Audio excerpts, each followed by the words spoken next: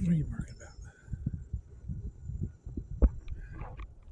The leaves over by our roses are finally thawed out enough that I can dig into them and move them around a little bit, and this leaf mulch can cover everything, which is great because it's like using the leaves twice.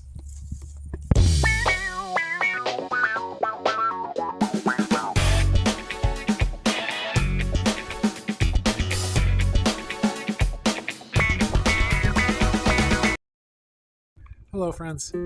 Spring has sprung, but it's still cold out, and there's frost still underneath of a lot of stuff, and it's still going to get cold still yet, so we still need to blanket some of our stuff.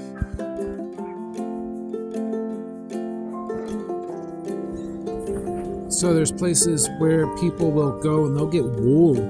They'll get various porous materials to cover their garden to blanket them in. And I'm not suggesting that. If you take a look at this kind of, my goal was to imitate the forest floor. You have leaves, you have plant debris, and it keeps it insulated. It keeps the new growth as it comes up insulated. But also, if you put that thin layer of debris, of mulch, very thinly over top of the soil, it keeps the soil from being hit by that harsh sun, and it insulates for the soil life, the bacteria, the animals, the seeds that are getting ready to germinate. It allows for them to stay warm beneath everything. So I went and I raked up a bunch of dead grass from the yard, and because that's pretty much what straw is.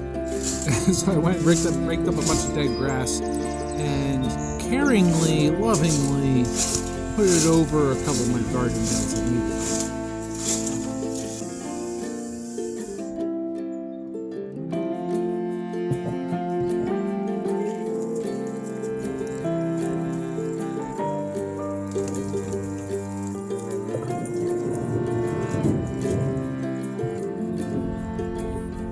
Ideally, you remove the big chunks.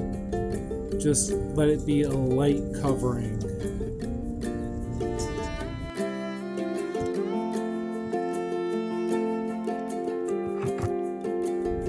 Ideally, you get everything covered kind of uniformly as well. And I always think that if a plant is willing to grow well, that it'll push up through that light mulch. Here's the scenario. This is a classic one. If you look, you can see the strawberries growing up in here. And do you know why they call them strawberries? Because you want to put the straw over top of them. Because they come in early in the season, and you want to cover them up with that light straw mulch so that they don't get hit with the frost too much. And they can stay warm, insulated. That's the whole point here. This is insulation. And of course, if you're not careful, you can overdo it. So you don't want to cover it too much. You want to allow that when the plants start growing up, that they'll grow up through the mulching, that you can brush the mulch away so that it's not impeding their growth. Because ultimately, you want your garden to grow. Keep a watch on your projected forecast as best as you can. Take a look at that Farmer's Almanac. Figure out what the averages have been for your area. Figure out when it's going to be safe for you to keep things uncovered and start bringing stuff out from your inside gardens. And try to do what's right for you, for your area, for your garden.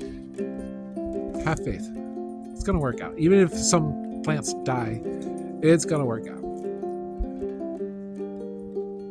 Take care of yourself. Take care of your garden. God bless you. God bless your garden. Peace out.